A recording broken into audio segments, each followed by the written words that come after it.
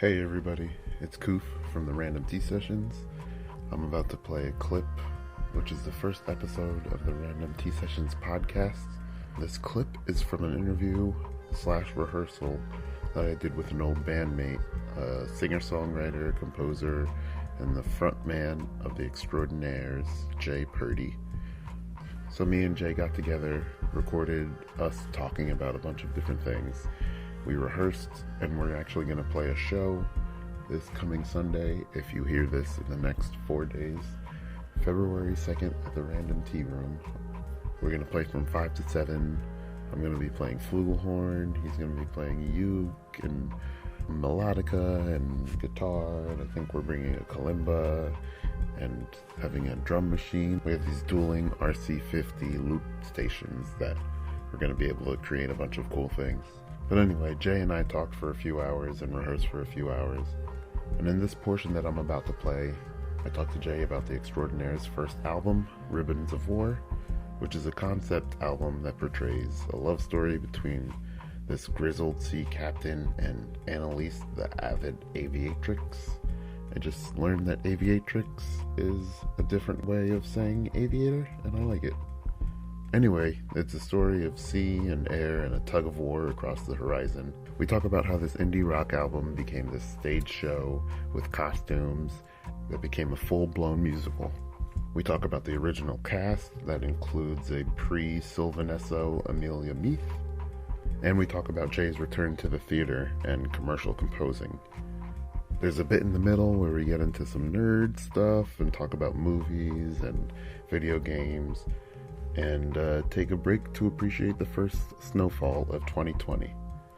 And actually, if you want to hear the full podcast, you can sign up for my Patreon. I'm going to be putting up a lot of extras, including tracks that we create, audio from the performance, the other hour or two of the podcast, and a whole bunch of other things. So there should be a link in the descriptions for the Patreon. Head over there, and if you're the first patron, I'll give you a big hug. After the drums, the next voice you'll hear will be Jay Purdy. Alright,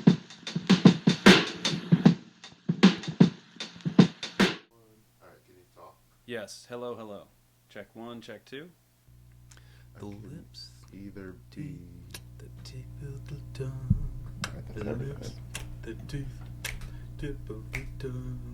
The lips, the teeth, the tip of the tongue. What is that? Oh, that's one of those theater things, like when you're getting ready to do a lips, show. the The teeth, lips, the teeth, the tip of the tongue. Sergeant Sherman's short-haired gerbils. Short-haired gerbils? Yeah. Nah. Old and shriveled Gupta Choba, my purple-shirted churlish Sherpa, surely loathe the girlish chirp of Sergeant Sherman's short-haired gerbils. Yeah. We did a crash course for that Ribbons of War musical like 10, 15, 30 years ago. And those theater kids really like put us through the ringer with all those little pre-show rituals that, like, I don't know if they really work or not, but it doesn't matter. Yeah, it gets you concentrating. It gets you concentrating, exactly. It's like, as long as you're saying those things right, you're good to go. Yeah. Did you just do Ribbons of War at Philomoka? So yeah, we did do all of Ribbons of War back to back, and it was great. It was amazing because we were, you never expect. I never expect anyone to show up to a show. Like, yeah. I don't know. I mean, but people did, and people drove a long distance to get there. For Ribbons of War, I kind of expected a big turnout because that's our first release. That was like 2006, so we're talking 13 years ago.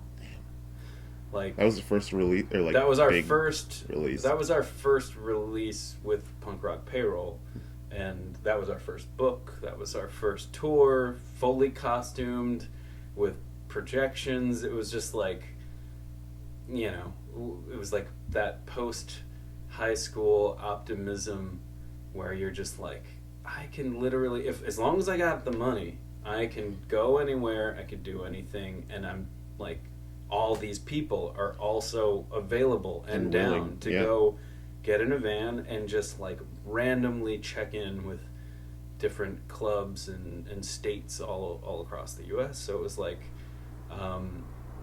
so anyway, it was fun to return to those songs, and it's funny to want to edit yourself from 13 years ago and be like, why did I do it like that? Or why is it, like, this would be such a more poignant verse for this character to be saying if we change the words to this or that. But at the same time, you just like, you kind of want to just respect what the you know, what it was. So we didn't really change anything. We added songs. Yeah. Yeah. Were there songs that you wrote back then? Some of them.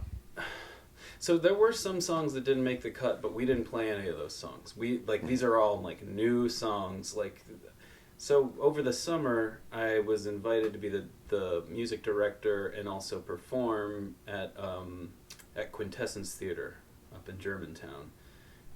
For a show called Man Two Guvnors. It was originally on Broadway. It starred late night sensation James Corden. Yeah. And anyway, it was pretty accessible music. It's kind of like, you know, kind of like folky, kind of jug band music. So I was doing the one-man band thing. It was like me on the stage with a kick drum and you know, tambourine strapped to my foot, guitar, you know, harmonica, singing, and like kind of I was this busking character. I wasn't a character in the play, but I was like a character that existed within their world. So I was in costume. Anytime I did talk to the crowd, I had to speak with a British accent. So it was like pretty taxing, like kind of a new experience, but that really got me back into that theater world. I realized like so much of what we've done in the Extraordinaires has been like, you know, trying to bring theatrical elements into the music space, but it was so refreshing to just be in the theater space and bringing music there instead. It was like, I felt like a guest in their world, but they were my people, you know. It's like in terms of like the entertainment and the performances that we've tried to do, it was like I didn't have to over explain anything. It's like, no, they're on board, like they're here to see theater, so it's not weird to put that theatrical spin into the music. So that was like kind of like, it's always been a nagging thing. I've always wanted to give Ribbons of War like a really proper stage show and just like get the right cast, get the right director, get the right theater, and get like people thinking outside of the box. Because when we did it, it was traveling. Like again, this I'm jumping timelines right now. No, go there was the first tour where it was the Extraordinaires as a band. We would all dress up every night, no matter if it was an actual, you know, music venue or some random ass bar in the middle of nowhere, with people that like the regulars who were like, who are these dudes like in the 17th century sailor outfits. I mean, I do remember some of that from like touring and having the setup that we had. Yeah. It was like, it was very like just kind of Gypsy-esque, if you can say that in 2019. No. Hey, it's 2020. Yeah. Maybe you can say it now. New decade. Is Gypsy a bad thing? It has been, but connected to like, I've had some people fight me on it and be like, well, Gypsy jazz is a style of jazz. How do you explain that jazz? Punk, right? Yeah. The Go-Go Bordello stuff is like branded as Gypsy punk, but maybe when you're from Eastern Europe, you're allowed to say that or something? I don't know. I think it has been a derogatory in Europe, but also seems to have been reclaimed outside of Europe. And I think I think I'm hearing from people outside of Europe that are just like, oh, I heard it was a bad word. But, oh, I heard... And then other people that are like, oh, I only heard it as a style of not lifestyle, but like a style of music or a style of punk or whatever. Right. Well, I guess it depends on how you're saying it, maybe. Like, if you're like, those damn gypsies, whatever, you're like, you're using it in a derogatory way. I only ever mean it in that kind of celebratory, upbeat, let's have fun music kind of way. Yeah. So anyway. But same here. But that yeah, gets into semantics. I guess you could easily just say like hippie. Or something. But It it's not the doesn't same. equate, but Yeah. it's like for an American audience, maybe I it's more tried- palatable or something. I tried that with West Philadelphia Orchestra because, like, it's hard to kind of explain what kind of music it is.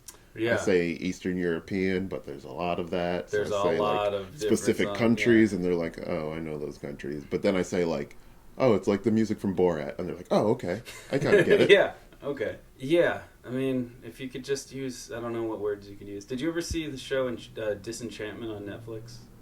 I haven't.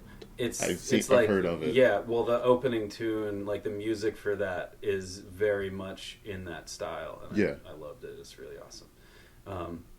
But where were we? We were talking about just getting in a van, going. And putting on your costume, Yeah. being theatrical, having fun. But then, years later, when we were a little more seasoned from traveling, Jacob Wolf, our keyboard player at the time and songwriter, he wrote tons of piano like licks that became the basis of Extraordinaires songs. He was in college. He knew a lot of theater people, so that's when he was like, maybe we could actually do a staged version of this. And that's when we brought in like Jack Wilmarth, who had never really acted, but he was like, the scrappy MMA fighter. We brought him in to play the lead role of the captain in the play. Where do they live? Because I remember going to their house on tour. Yeah. So Jack is from Providence, Rhode Island. But we just knew, like, we wanted to cast someone that, like, kind of evoked that character in their real life. It didn't really matter, like, as long as they were up for the challenge of learning the songs, learning the dance moves, acting through the whole play. Yeah. We were way into it. And Jack was just perfect for that part. And then we did a casting session at Bennington College, which is where Jacob's from, which is where Audrey, my wife, is from. Yep. Or went to, rather. Their alma mater or whatever. We did casting there, and that's when we met Amelia Meath, who, as we all know, has gone on to, like, major fame in Sylvan Esso. But she was perfect. Her voice was perfect for the part of Annalise, and not only that, she had a dance background, so she brought this, like, elegance to, like, the character that, when you're on the songwriting and creative end, you can only hope someone's going to bring their own flavor to the part, and she nailed it. And we were, again, staging the show in a very theatrical way, but still adhering to the fact that we wanted to bring it from city to city. So instead of just setting up as a band, now we have costuming. Now we have a full set that all breaks down and folds into itself into a massive crate designed by a brilliant artist and designer, Megan DeBrito, like including like a working sail that doubled as a projection screen, all that stuff. And it was just like you had all these people coming together and making this amazing thing happen.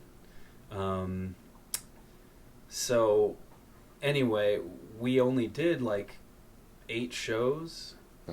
That's it. It was a tour. It was like 8 people in our van, plus all that stuff, plus all the music gear.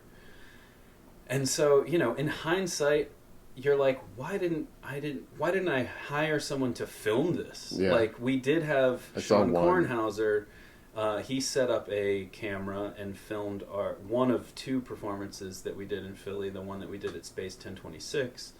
And it was unfortunate because in that room there were no outlets anywhere, and we had lighting rigs that we had built, and that our producer Alex Rosenberg could cue up the sound effects and do lighting, but in that space it was on or off.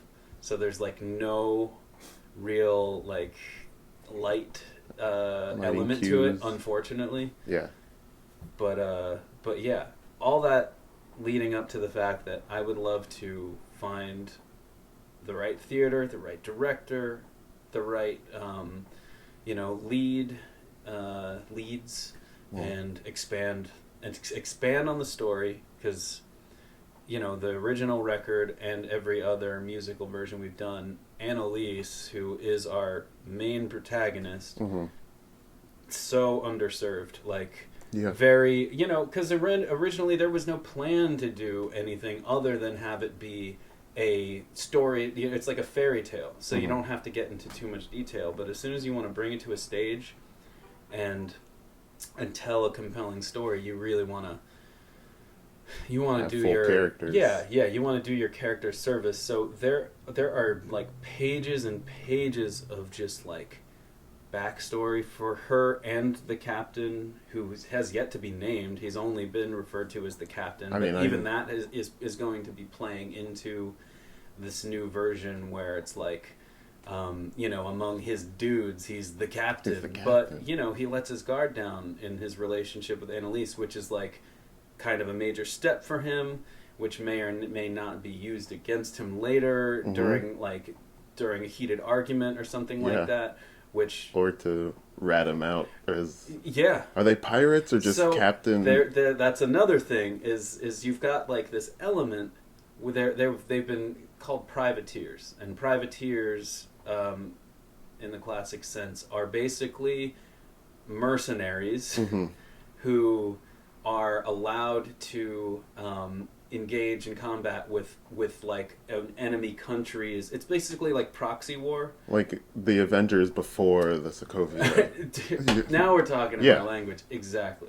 Where it's like the Queen would say, anyone that takes down these Spanish ships gets to keep the plunder, and you'll be in my good graces, and maybe you won't go to jail the next time you try to come back. You know what I mean? Yeah, so it's like bounty hunter. Exactly. Essentially. You're on the fringes, but like that also extended to like, I have always thought of the captain and the Valiant, the crew of the Valiant, as like, kind of like, we come from a mover background.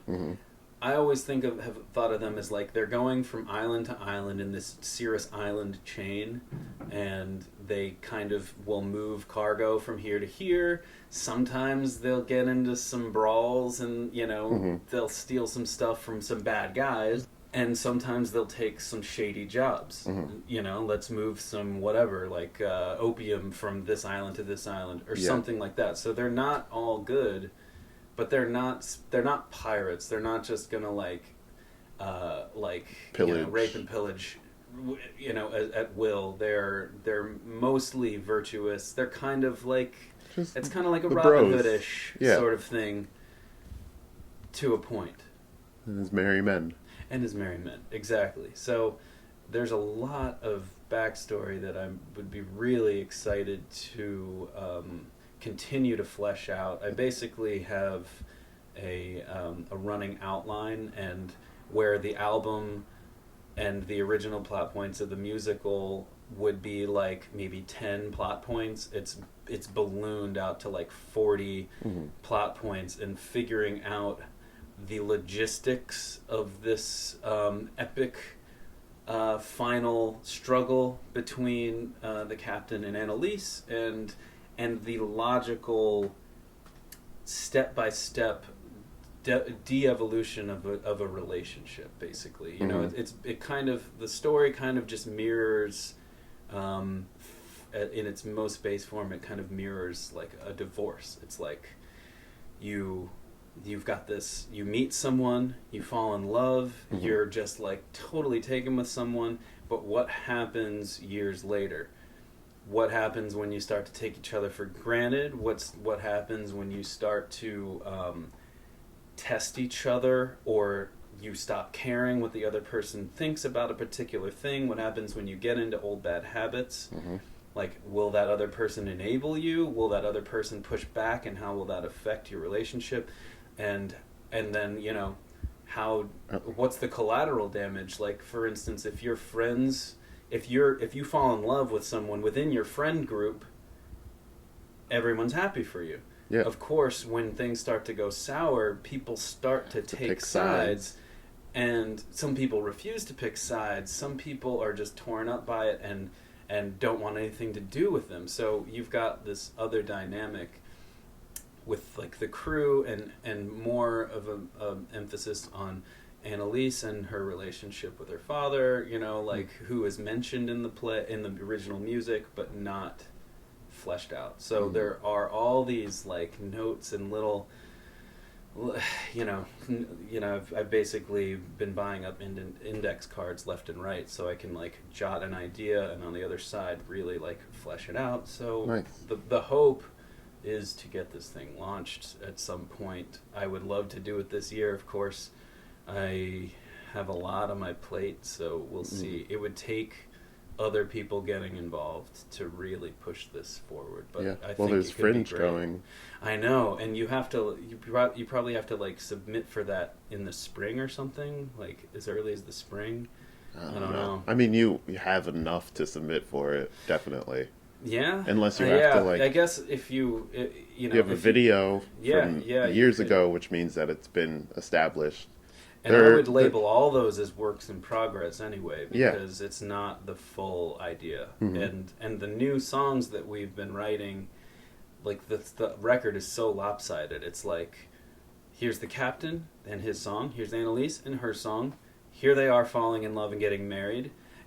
We've got 3 songs, and then we've got like a fourth song that kind of like shows that they're in love, which wasn't even on the original record. That ended up on what was it? That ended up on Short Stories, A Midnight Waltz in A major, which didn't make it onto Ribbons of War. So you've got that, but like other than that, the rest, I would say 2/3 of the record is spent talking about how the relationship goes sour and like the final battle or whatever. So I'm trying to balance the scales and focus and write music for the first half. And because I really want the audience to feel that it's been, it's a tragic romantic operetta or opera or something. Operetta, I guess, or musical at this point. But I guess there was a fancy word for it. Tragedy. I'm making this up right now. I totally forget. Tragedaic commedia or something like that. Whatever. It's like you basically, the device is you have your audience absolutely fall in love with your characters, and then you strip that away from them and show them in plain view what happens to them, and you're kind of left feeling sad. Yeah. It's like you pull the rug out from under them. And that's the thing, is that it opens the viewing audience knows from the top that this is not going to go well. At least in the original, the ghosts of the Valiant come out and they say, this is not going to end well. But then even knowing that, you somehow hope there's a chance that it will. Yeah.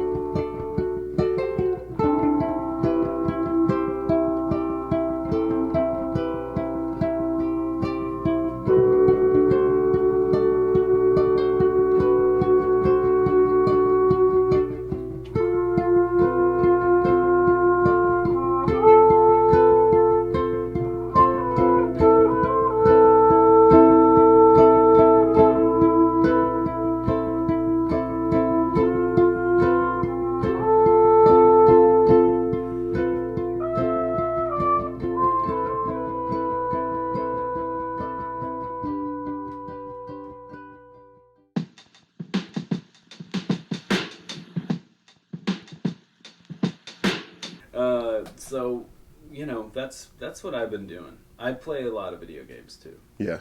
Too many, probably. Yeah. But I've been dude, we're what, 7-8 days into 2020? Mm-hmm. I'm killing it. And I could not say that about any time in 2019 or 10 years. But the past 10 years, I have spent avoiding any and all responsibility. I mean, of course, I have responsibilities. Yeah, you definitely do. I love hanging out with Margot and raising her, and you know, just like. But there's things that like I have avoided, stupid things that like the little things, making my bed. Mm-hmm. You know, just like stupid things that really like are. All I'm saying is, so far this decade, I have killed it. I've made my bed every day. All right. In 2020. Nice. I think I made my bed twice. I'm telling Audrey, too, like, making the bed for me is the edge of sanity for me. If I don't make the bed... You're on the other side? I have given up. It's the one flag for me that says I am on the path. If I don't make my bed, it means I've given up. I've abandoned sanity completely. So... as long as I make my bed, I know I'm going to do everything I need to do in the given day. So, all right.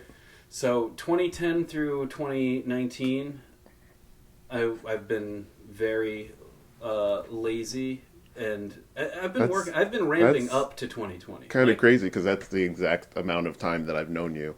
Yeah, and you've been kind of lazy that whole time. On my downward spiral. Yeah, exactly. Where it's like. Yeah. You got married. Had a kid. Where were you? Now? When did you guys meet? Who? Margot. Oh, yeah. Your daughter, yeah. Margot. I think it was on her birthday. I met Audrey in 2006. Okay. Amazingly. Because so from 2004 when I moved to Philly to 2006 when I met Audrey, that chunk of time feels like a decade. Like we were living in warehouses, we were traveling, we were doing medical experiments to pay the bills, all those things. So every day was like a complete journey, adventure, and it feels like I could write a whole novel based on, like a whole novel series based on that chunk of time. But then I met Audrey, we started dating, and you know, there were ups and downs of us traveling a lot, and this, that, and the other thing. I'm so glad we pushed through all those little ugly moments to get to where we are now, because now we are just like the perfect, I don't know, I'm just so fortunate to have her and Margot in my life. It's like every day is a gift. So it's like...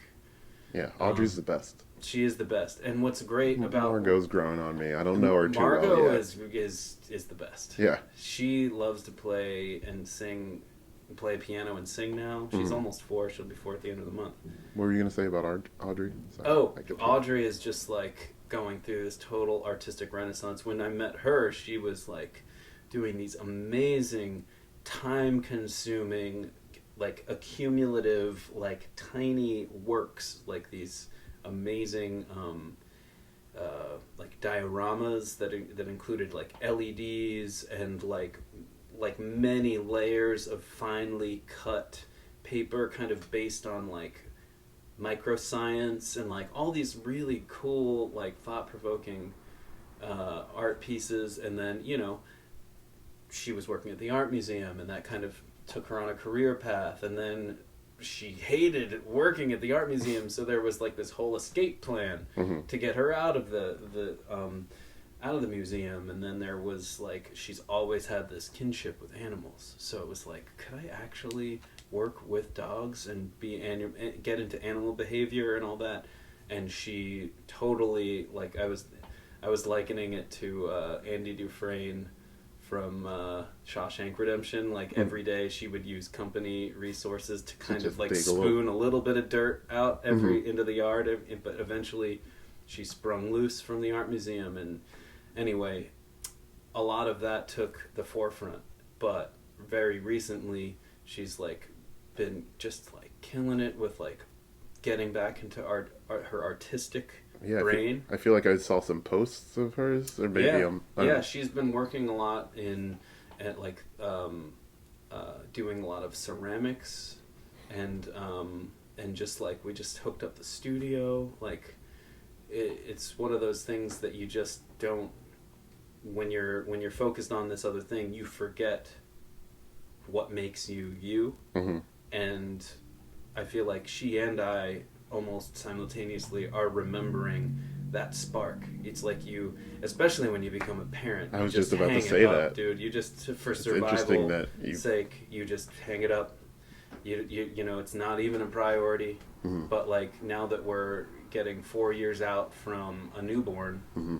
and she's like able to come with us on adventures, and she can be working. She has her own little section of the studio. So now I'm like working on my dual screen action, Mm-hmm. you know, scoring a film while Audrey's at her art station behind me working on whatever she's working on at the time, and then Margot's got hers like right in the middle by the window. What's her setup? Dude, she's got this little table and like this tall set of drawers with all sorts of like mixed media, and she has been building these like towers out of like all the cardboard left over from Christmas and painting them, and she's also been really getting into the mail, like so she'll do some art, and then she'll grab an envelope, she'll fold it or whatever, fold it into thirds, stuff it in the envelope, and then she can't write yet, but she has me write messages in just dots. Pointillism. So that, yeah, exactly. So then she comes back with a marker and she traces all the words. Oh, okay, like that. So it's like still her writing the letter. Mm-hmm. Just with the skeleton by you. She loves putting the stamp on, you know what I mean? So, wow, we have got a flurry here today, people. Oh, it's snowing. Full on snow flurry first Of the year. And there was no snow flurry in 2019. I don't remember any. At least it didn't stick. This might stick. We'll see. Is it that cold, though? Guess we'll find out. It's not sticking yet. Yeah. But it looks good out there. It's bringing, like, John Williams' score from Home Alone to mind. Like, Mm-hmm.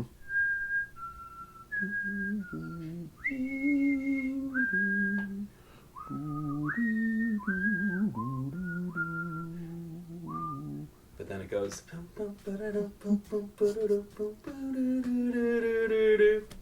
Anyway. I've been watching a lot of things, and like when we were talking about bounty hunters, the Mandalorian popped up. Love the Mandalorian. You saw it? Just finished it a couple nights ago. So good. It's solid. so much better.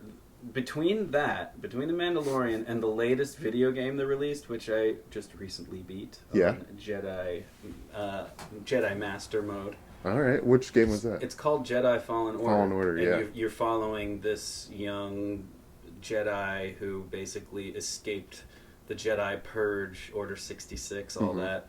And that story, compelling story. Like, I just don't care about the bloodline story at all anymore. It's just a different brand. It's just a different... I feel like they ate their own tail with this last totally movie. Did. I didn't see the latest. I just saw The Last Jedi, and I want to see... Rise of the Skywalker? I'll see it eventually, but... Last it's Jedi just was a spectacle. Yeah. That's all it is. And the universe that they created originally can offer so much more, as we're seeing with The Mandalorian. And the story of Jedi Fallen Order is like, I just don't care for the Skywalker bloodline story anymore. The story was over. We got it. It could have been great though. Like, that's the thing. It's Yeah. like you don't have to do too much to write the compelling story that everybody wants. Mm-hmm. Or even just appease Star Wars fans. You don't have to throw in 100% of every reference into every movie. Yeah, exactly. Here's Star Wars, the first one. Now, like, we're getting into the nerd shit, but like, we are. They put out a movie 3 years later. There was just this mythology. 3 years later, put out another one. 3 years later, put out another one. Yeah. They're getting too greedy and trying to pack too much into all of it. Well, we're also, I think we're changing in the fact that, TV is taking over. Like, I would rather watch an episodic, like 9 episodes worth of a story, than sit in a theater and get a quick dose, 2.5 hours. Like, you can't like, especially with that many characters, you just can't tell everyone's story at the same time and get this. That's why The Mandalorian is so great. You're just like, it's just a masked dude who cannot emote at all. And like the slightest... And like the coolest effect. Yeah, exactly. Yes. Of just like what he's looking at and what the audience feels. And also what Ludwig Goransson is doing, the composer. Ooh, yeah. He did Black Panther and he worked with Childish Gambino. I'm remiss. I should have known that. That's great. He did the score for that. You've got all those elements blended together seamlessly. Cowboy, samurai. Yeah, space samurai cowboy. Cosmic. And, you know, you feel for the characters. Yeah. And everyone knows that that's what everyone wants. But when you're playing to an audience of billions in a worldwide market, I think it forces your hand. You can't, for whatever reason, you have to, like, consider every market. You're trying to squeeze every dollar out of your investment. So you write, like, really cookie-cutter stuff, and I think it's for the kids, and like we get our grown-up stories elsewhere. Yeah, that's true. You know, like Watchmen. Did you see Watchmen? Not yet. I'm going to. You were going to freak out. I was so skeptical when I saw the first previews of that. I was like, what is this? I have no idea what I'm seeing right now. And then by the end of it, you're just like, that was so well crafted. Like, the story is so well crafted. The characters, you care about all of them. Like, you're just not used to caring about characters very frequently now, but that's where TV is. They have enough time to do that. Because I just rewatched like Breaking Bad, and they take their time. They do take their time, and they, you know, a small decision made 3 seasons ago ends a butterfly effect out to. That's what people want. They, you know, us. Yeah, we want think substance about it, but like. I've been telling people that the new Star Wars was made for like Vines or YouTube clips where it's like you see, the scene where they're riding on a Star Destroyer or something like that. Right. Because like I think they took out of The Last Jedi, they saw that the Holdo maneuver is what they're calling it now. What's that? The light speed ramming. Oh, thing. Yeah. That was obviously the best scene in that movie. That was the best scene, and it should have been Leia, and it should have been the end of the movie. Yeah. But they tacked on another 40 minutes, and you don't care about anything anymore. It's just like... I forgot that they kept going. Yeah, it's like, that movie was too long. Or just like, the sequence of events was off somehow to me. Yeah. But I guess Mark Hamill was like... I gotta do something in this movie. Don't push me off into the third one, because... Yeah, right. Well, he's famously with us. Yeah. Like so many people, John Boyega, too, is just like, it started out great. I mean, all of his recent controversy, just he's been able to voice his opinions since the show's over now. He's been like, kind of like... And it's funny that, like, it seems like all of the cast is like, all right, this is done. I'm not... I think there's a quote where he's like, what if they bring you back on Disney Plus? And he's like, no, that's not going to happen. You're not going to Disney Plus me or something like that. Yeah. Exactly. Yeah, that's so funny. But yeah, storytelling is alive and well. You just have to know where to find it. Yeah. Well, what else? Like, you said you watched The Watchmen. Watchmen, Witcher, anything with a W, pretty much. Yeah. You know? Mandalorian is a upside down Mandalorian, W. Exactly. Now that the Mandalorian. No one's ever really gone. Oh, it's so... Dude, I watch this YouTube channel, these dudes, Red Letter Media. Yeah, I was going to bring that up. Did you see that one, the No One's Ever Really Gone? Where they show every single death that's ever happened in Star Wars. It's okay, no one's ever really gone. No one's ever really gone. Like, it's 3 minutes long of No One's Ever Really Gone. Yeah. Because it's like, what are you doing? You're taking the stakes out of literally every death that has ever happened in your universe. Yeah. Why are you doing this? Like, Darth Maul is back. Yep, exactly. In Solo. That's like the downfall of, not the downfall, but one of the criticisms of Marvel also is like, you don't let anybody die. Yeah. Everybody comes back all the time. I know. You got to let these people die. Yeah. Although they did have 2 people die in this last one. What? Who's Stark and Vision? Vision was in Infinity War, but right. Black Widow. Oh, right. Yeah. Of course. But even she gets like a prequel movie. Yeah, true. That's nice, I guess. Yeah. People like the character. Yeah. You gotta let your characters die. Yeah. Which is funny because when you go back to a story like Ribbons of War, no one's ever really gone. No one's ever really gone. They come back as Force Ghosts. Yeah. All of them. Shit. Really worked myself into a bad corner there. Ribbons of War 2. Yeah, exactly. Yeah. I was wondering why there was no Cats 2.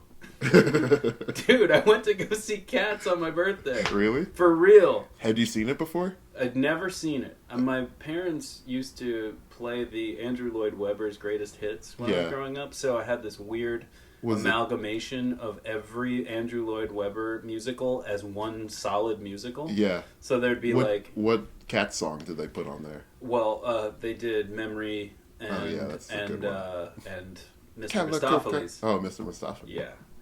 Which, but dude, I went there. I was expecting an empty theater. Guess what?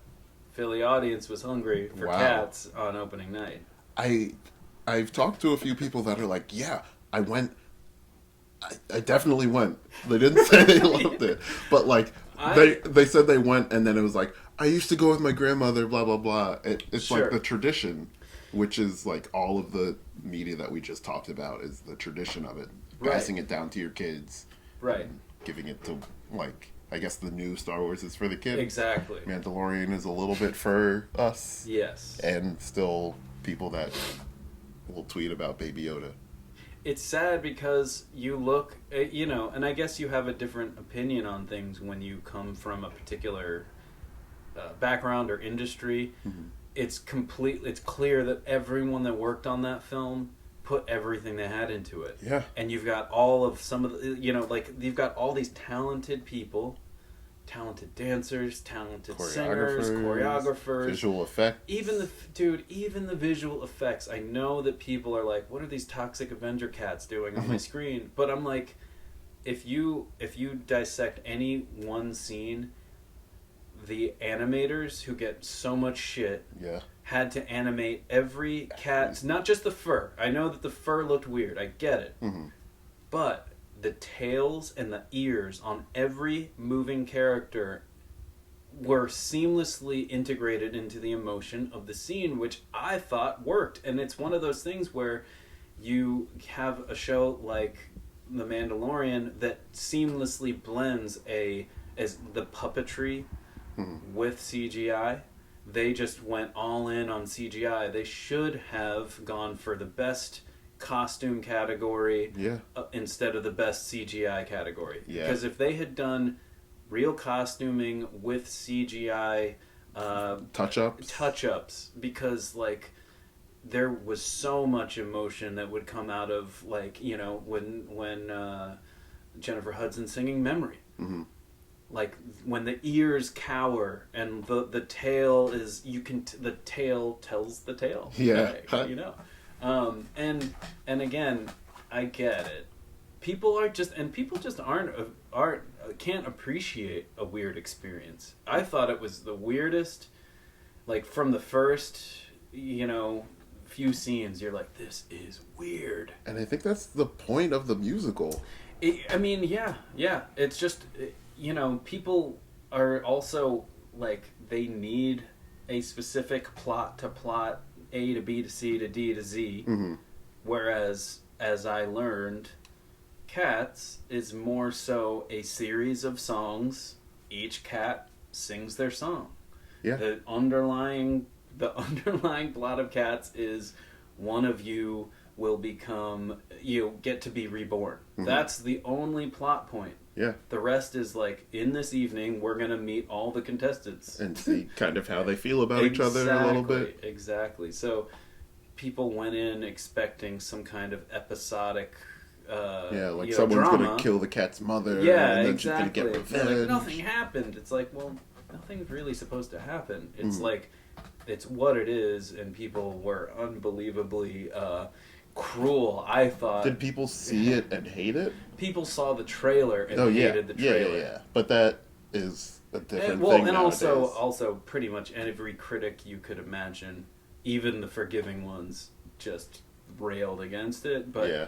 you know, as someone who went there a bit tongue-in-cheek, I thought it'd be a fun thing. It came out on my birthday. Huh. So it was like, I have to go see this. This How is old are you too now? funny. 35. Nice. And yeah, it was just, it was what they said it was. I'm not gonna lie, but when you put on a different lens, if you have a sense of humor, if you have any sense of theater or music background at all, you can appreciate the artistry that went into it, even though, yes, it looks weird at times. Yeah. You know? But a lot of things have looked weird. Like, we look at CGI from the 90s. Well, that's the thing, though. You look at Jurassic Park, that was, like, seamless. It still holds up. Well, because they mixed the actual puppetry of, what was it, Stan Winston? Mm-hmm. Dude, originally that was supposed to be a stop motion movie. Yeah. You've seen that? Yeah. Like they killed it. And then like CGI just became the thing. I mean, we're not really hashing out anything new here. It's just like when you talk about a movie like Cats, which will never be made again, and like people are like being like the director, was it Thomas Hooper or something? He's like, oh, his career's over, man. It's just like, damn, you guys want to kill this man's career? Like, he did Les Miserables. That was great. I don't know. Yeah. As far as musicals go, I have weird choices. I have an appetite for musicals that I would say, like, I feel like 80% of the populace is just going to shit on it. Every musical that comes out. Like people that aren't from the theater kind of taking apart the theatrical aspects of it. And I get it. Again, it's like, seems like an old art form or something. But, like, even and Disney stuff, as well. I've pretty much seen every Disney musical. I loved La La Land. Mm-hmm. You know, I don't know. I just come at it from, like, the creative end, where it's like, how can you have your characters explain through melody and through lyric how they're feeling, and in that particular case, just like in dance as well. Mm-hmm. And you've got movies like The Heights coming out. Have you seen previews for that? That's Lin Manuel. Yeah, Lin Manuel Miranda's latest, and it's gonna crush. Yeah, it is going to crush. You can tell already. It's gonna be like, it's gonna be like what Moonlight, or not Moonlight, what La La Land was. Yeah, it looks to me like La La Land for an underserved audience. Accessible, yeah. And he writes the poppiest, catchiest tunes. Like, if I could have anyone's job in Hollywood, it would be Lin Manuel Miranda's. What else do you know that he does? Well, obviously Hamilton. He wrote all the music for Moana. Yeah. He was in and wrote the music for Mary Poppins Returns, which I was completely surprised I liked. I didn't because see it, I saw the previews and it looked like a CGI nightmare again. But the original Mary Poppins was an animation nightmare at some points. But they even incorporate 2D into this. Like, they really thought out the story there, and it took me a few watches, and with a 4-year-old daughter, you're going to get those watches. Yeah. Like, I was lost originally. Like, it just, you need to see a musical more than once to really get it. And a lot of that music is just really well written, and he's in it, he's in it, he sings, he's a character. Like, dude, that's it for if I seriously, somewhere between Danny Elfman's career and Lin Manuel Miranda's career, like that cross section between, like, well, I come from the rock and roll performative background, but or Trent Reznor or something, where it's like, I did that, but I love doing this. And the past few years, I've really had a chance to, like, delve into, like, genres of music I've never written. That's the thing, is I feel like most composers have a sound that they are approached for. Yeah. I would love to just be like, hey, this is a horror sci-fi movie. You down? I'd be like, hell yes, I'm down. let me go learn about synthesizers or whatever, or maybe maybe we'll use all acoustic instruments, or maybe we'll use trash, or just whatever talk about it. I feel like that's where Ludwig Goransson came in with the Mandalorian. Like, they didn't know where they were gonna attack it from, and he was just like, he bought some recorders from a thrift store, and was like, "Hey guys, what do you think about this?" Yeah, and they're like, "Oh yeah, perfect, Western, and also spacey." Yeah, like. There was another composer, Michael Giacchino, for Jojo Rabbit. Have you seen Jojo Rabbit? Not yet. That was one of the movies that I did want to go see, and I didn't get a chance while it was in the theaters. It's really is good. It great? It was still at the Bourse. Damn, that thing had a life. Yeah. Didn't it come out like October. November? Oh, okay. Yeah. Damn, even longer. Yeah. Yeah. Well, maybe it's because it didn't have. late. I don't think it had like a giant release. So yeah, it was limited for sure. Yeah, but they were talking about how Taika Waititi asked him to be the composer, and it was just like, yeah, he called me. We didn't have a relationship. He was just like, I like your stuff, and I like you. How do you feel about writing music for a Nazi movie? Yeah, yeah. And he's like, oh, I haven't done it before, but sure, why not? Yeah, yeah. That's. I would love to be more versatile in that, but I don't think that's traditionally how it works. I think you have a sound, like the same way a band has a specific sound that would be great for that commercial. Mm-hmm. It's like, well, I have a sound as a composer, but I would love to work with all genres, and I've had that chance, working with Pencilmation and like literally doing the Mickey Mousing of like, hey, let me pick up this object. What is that going to sound like? I'm going to throw it at this guy's face. Well, what does that sound like? And writing, like 100 different 10-second compositions for one crazy cartoon. Yeah. That's been really fun. But then you get other filmmakers like Tatiana Yasakovich, who I've been working with, or Jan Jelinek, who I worked with, and she's also been getting success out there on the festival circuit, and she's warming up for her next film. Like, it's those are completely different than the other stuff I'm doing, but I would love to like work on different genres of film. That would be awesome. Yeah. I mean, it seems like there's a lot of independent film, or like lower budget independent film from Philly, but there's not any like mid-budget stuff. I've been getting that, like, as far as the films go, mid-budget stuff, like the commercial stuff that I've been doing has been like bigger, much bigger budget, which is great. And I don't mind being a jingle man either. Yeah. This latest thing that we were doing, I was working with All Ages Productions, local production company, Ted Passon. I don't know if you know him. I don't think so. They have lots of high-profile clients, so they took on a job from a PR company that's local, who were working for like a major contact lens company, Bausch & Lomb. Don't know if I learned the official pronunciation is Bausch and Lomb. Bausch and Lomb. Even though it's written like comb, C-O-M-B, L-O-M-B. Yeah. Lomb. It's Lomb. Yeah, Lomb. And they approached me to write lyrics and music for what they wanted was a full 3-minute music video. Mm-hmm.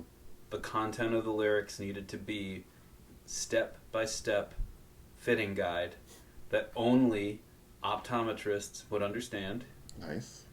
And it had to be medically accurate. It had to be legally safe. Mm-hmm.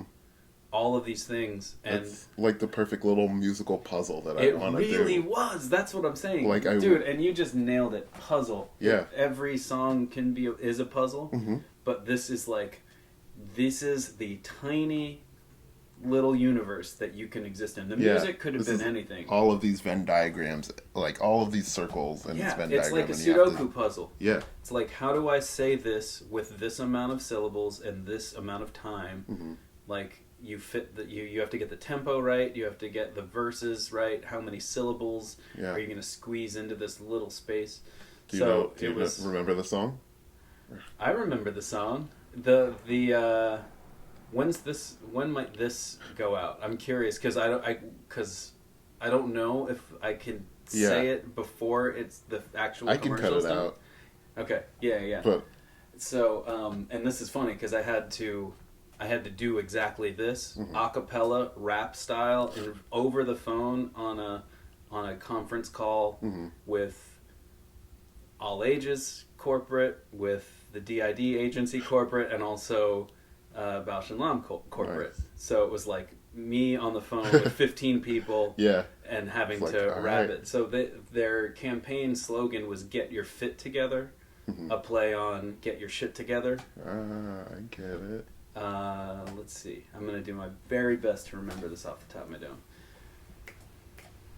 Take a seat, feel the beat. It's the top of the hour. First we'll you can trust in the process. Get your fit together. Wow. Not bad considering it's been a few weeks. Yeah. Like I didn't even do the recording. We had Johnny Showcase. Yeah. So we don't actually have authorization to play that Bausch and Lomb commercial, but if you sign up for the Random Tea Sessions Patreon, that may be one of the extra tracks that you can listen to, along with the extra hours of podcasts, exclusive tracks, and behind the scenes of us creating them, and the audio from our live set. So there's a link below. I'm looking forward to doing more podcasts, more live performances, and more Random Tea Sessions videos in the future. Thanks for listening, and I'll see you on Sunday.